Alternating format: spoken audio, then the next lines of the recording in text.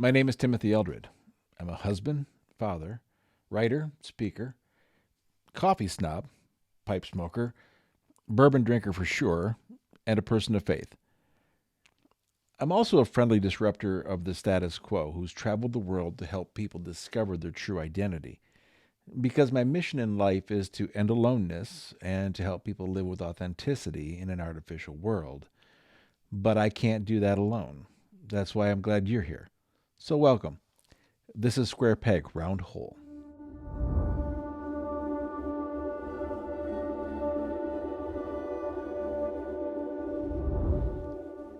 On the last podcast, I mentioned there are some rules that I live by, and I told you that we are going to unpack them little by little in episodes to come.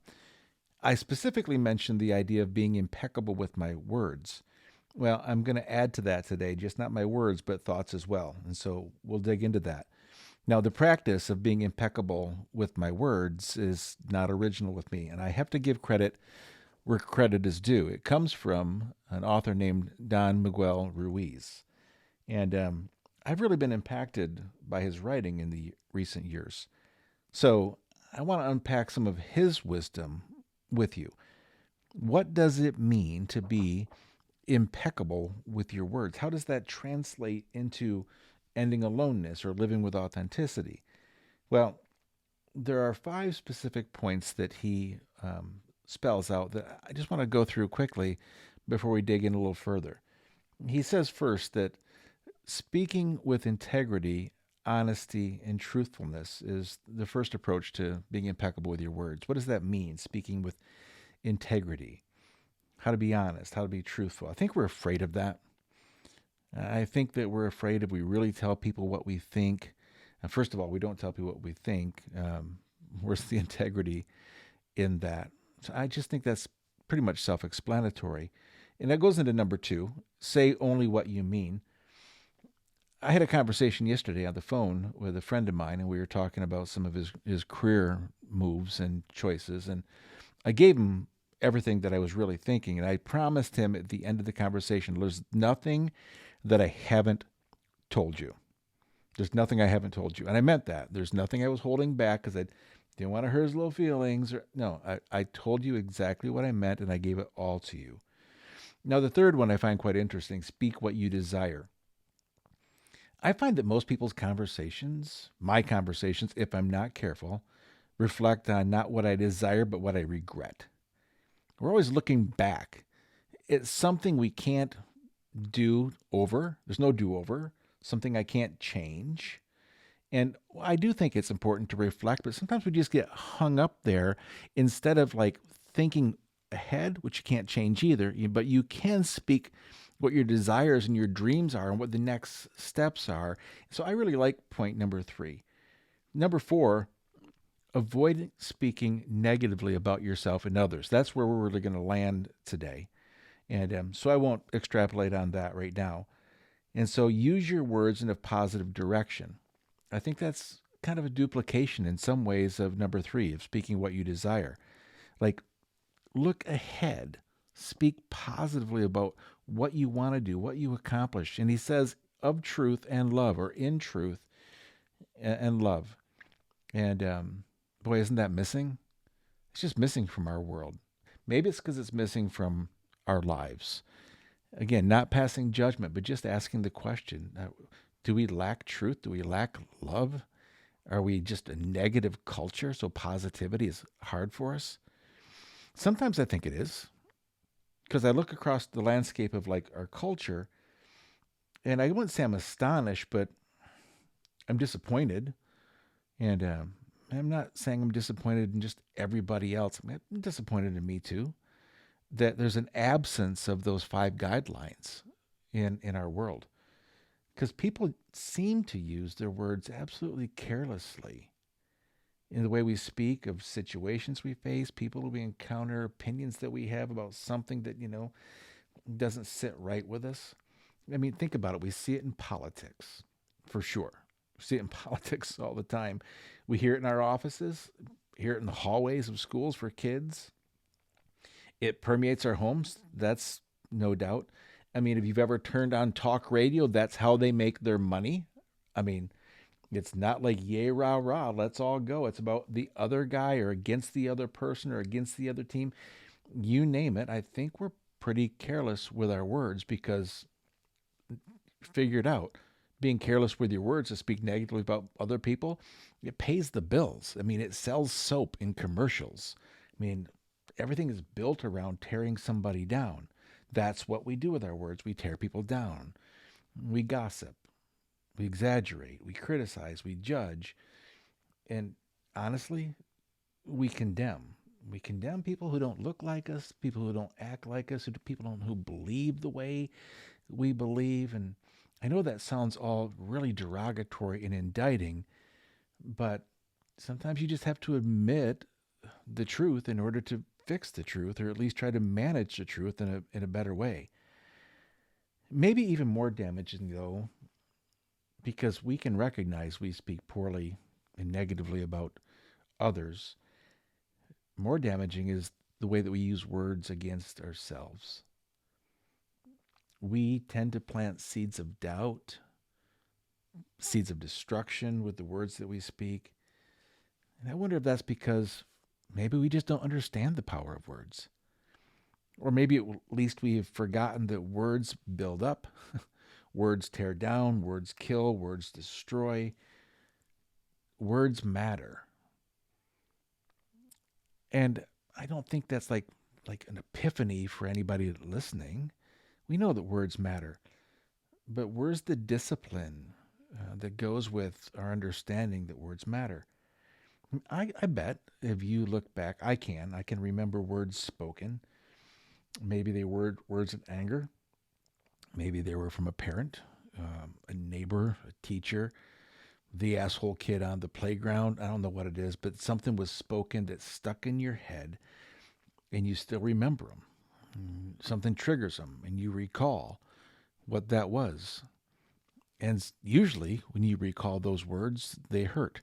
We probably recall more words that hurt than more words that helped. Another issue is that words give meaning to what we perceive. Since thoughts and words, and here's where I want to talk about thoughts with you, thoughts and words are choices. So learning how to think and learning how to speak in a way that feels good and helps you create what you desire, it can add value to your life when you learn to think and speak that way. Now, you might be saying, but I don't think I speak poorly of myself and I don't speak poorly of others. Okay, that might be true. If you want to believe that, you can believe that. But I think that we all do it more than when we realize. And that's where I want to mention the idea of thinking. Because just as important as your words are about what you say about yourself or what you say about others, it is just as important. As a matter of fact, it might be more important to be impeccable with your thinking because thoughts give birth to our words. So you might not actually speak negatively about yourself or speak negatively about others, but you don't have to verbalize or articulate your ideas since the thoughts that you've got are already ideas or words inside your mind.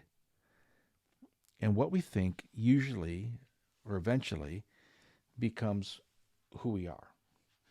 Now, I honestly doubt that most people say everything they think. At least I hope we don't say everything we think. We'd probably get slapped. We'd be in trouble if it just kind of rolls out of our mouth. Now, I want to stop there because when I'm talking about living with authenticity, that doesn't mean like just because you're trying to be authentic, you should say everything that you think. There are times to have some discernment because if you just like let it fly all the time, you're probably going to be embarrassed more than you hurt other people. You're just going to be embarrassed yourself. But I'm stuck lately on how can I learn to think differently? And what I'm learning is that is absolutely possible because I have control over my mind. My mind does not control me. I control my mind. And you can too, or at least you can learn to do it with some practice. I'm learning to do it with some practice. Personally, I've been practicing it for months because I know my words and thoughts become habits. More than that, they become beliefs. They can be conscious, they can be unconscious even. I've got a dear friend that I spoke to just a couple days ago who's constantly thinking about his past experiences, that everything in his life from the past makes everything today just shit. He's like, nothing's ever going to get better. He dwells on it. He thinks about it. He wallows in it. He talks about it. He writes it. He texts it. He puts it in emails. So it's ingrained, right? He's saturated himself. It's ingrained in his head. But sadly, he won't take my advice. Now, I'm not a rocket scientist, but I'm learning some things that I'm trying to pass on, some simple exercises to get him, to get you, to get me past the past. Now, I want you to listen that I'm not talking bad about him. I'm using him as an example, but I believe in him. And I use my words every time we visit to paint a picture so that he knows that I believe in him. I'm not telling him what to do. I ask more questions than I give answers because no one wants you to just tell them what to do. They want a voice, they want to be able to think. So I lead him towards that. Like, there's something better. Let's talk about what we can do. Let's talk about what you can read. Let's talk about some habits you can change. But I can't change him. I can't change him with my words and my thoughts. And no one, including this podcast and me, no one can change you either. I can give you something to think about and I can pass on some advice or maybe some pearls of wisdom, but the power to change belongs to you alone. In my life, I battle the issue. I battle doubts and worries and about my career change. And I don't want to sugarcoat that. For 30 years, I've been a pastor. And after 30 years of pastoral ministry and speaking and traveling and doing things with youth all over the world, I don't want to do it anymore. There are some other ideas and thoughts that I have that I want to share to a different crowd, a different audience. But I'm struggling because that's like a scary deal. It's huge for me. And honestly, I have thoughts like, what are you thinking, Tim? How are you going to pay your bills? Do you really think people are going to pay you for this topic? I mean, you get the point. You've had those thoughts about changes you've been trying to make in your life. And if I'm not careful, I can let this idea and these questions germinate and bounce around in my head until I just have to intentionally tell myself to just shut the hell up. Be quiet. It's when a negative thought pops in my head, my first response now is I talk to myself and go, not now. We'll talk about it later, or we won't talk about it at all. I have to do that. It's not just you. You're not the only one. You're not alone. And I will always make sure in my podcast that you hear me say that. You are not alone. Because it's in those moments that I have to make a conscious choice to change my thoughts and begin telling myself the complete opposite. And I have to quit stressing. And I've got to get to work. At the end of the day, I've got to get to work to make it happen because my thoughts, my words, your thoughts, your words, they control attitude and they control your action. Mine do, yours do. So the reason I'm focusing on thoughts and words today is I want to spend the first few episodes of this Square Peg Round Hole podcast laying a groundwork for helping you to help yourself or for helping you help others overcome the pain of aloneness, which always starts with self. It always starts with self. And quite often it begins in the mind because no one else can do it to you and no one else can do it for you. And the change begins in your head. That's where the battle is won. It's always won in the mind. And only when you master your thoughts and words are you going to gain the skills and the strength to live with authenticity in an artificial world, like we say. So here's the deal, my friend. You create your reality. I want you to hear that again. It's probably not spoken enough and you've probably not heard enough, but you create your reality. No one can do it for you. And in case you like bought the lie, like my friend has, that your past can't be conquered, you have got to stop thinking that garbage. It's garbage. It's not true. It is a lie. And you need to begin like a new narrative in your head. You need to create a new story. You need to begin dreaming of a different future, which I know sometimes is hard when your future might have been or your past might have been hellacious. But write it down. Start thinking like, what would tomorrow be if I had the perfect day? And then write down words that like, erase some of the negative things that you've heard. Write the dream out, write the desire out for you on a piece of paper, just like a storybook. Keep it in a notebook. Read it, memorize it. I do that. I've got a list of dreams and desires that I look at every morning on my phone. And I say them out loud. Sometimes I tweak them. They're dreams for me, for my wife, for my kids. They're dreams for finances. They're dreams for influence. They're dreams for this podcast. And the more I dream them, the more I believe them. And the more I believe them, the more I go to work on them. And the more I go to work on them, the more they actually come into existence. Because remember that the main way to create is through the language that we speak. There's not an idea. There's not a building been built. There's not anything that's ever been invented. There's not a relationship that has ever thrived that did not first begin with an idea in the mind that was then spoken into existence. I was reminded of that. I was just thinking about this, like in the ancient Hebrew text of the book of Genesis, we're told right off the bat, like God spoke the world into existence. Now, I know that not all my listeners have a common understanding of the idea of God, which is fine. You might call him like your higher consciousness or the universe. I don't care what you call him. At the end of the day, we can speak things into existence. That's a power. So here's my final word as I wrap up. It's a phrase I wrote down and created just a few years ago that my wife and I both use. And especially when my thoughts are less than impeccable. The only power you have over the past is purity in the present.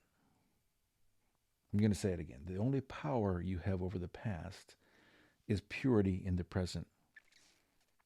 It means you can't change yesterday and you can't control tomorrow. But you can live in the now. You can live in the present moment.